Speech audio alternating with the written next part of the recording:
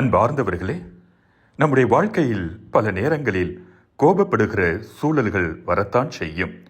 அந்த நேரங்களிலே வார்த்தைகளிலே கோபத்தை கொப்பளிக்க விடாமல் இருப்பது மிகவும் சிறந்தது.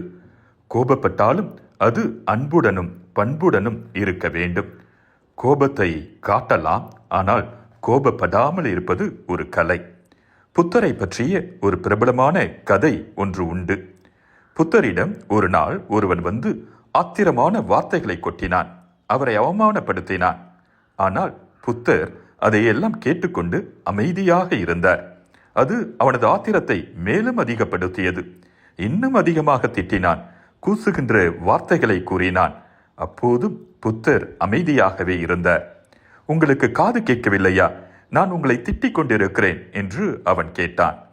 இல்லை, நான் உங்களது வார்த்தைகளை ஏற்றுக்கொள்ளவில்லை. அவற்றை என்னுள் அனுமதிக்கவில்லை. நீங்கள் சொன்ன வார்த்தைகளும் சூடும் அசிங்கம் அவமானம் எல்லாம் உங்களிடம்தான் உள்ளன என்றார் புத்தர். அவனுக்கு ஒன்றும் புரியவில்லை. என்னிடமே உள்ளனவா, எப்படி என்று கேட்டான்.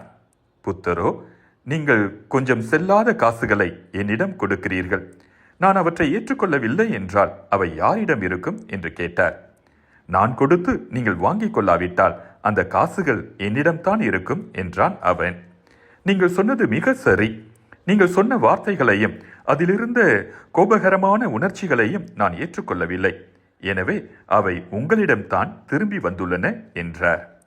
ஆம் அன்பார்ந்தவர்களே, பிறர் கோபப்பட்டு கத்துகிற போது அந்த வார்த்தைகளை நம்முடைய மனதுக்குள்ளே வாங்கிக் கொள்ளாமல் இருந்தாலே நாம் அமைதியாக இருக்க முடியும்.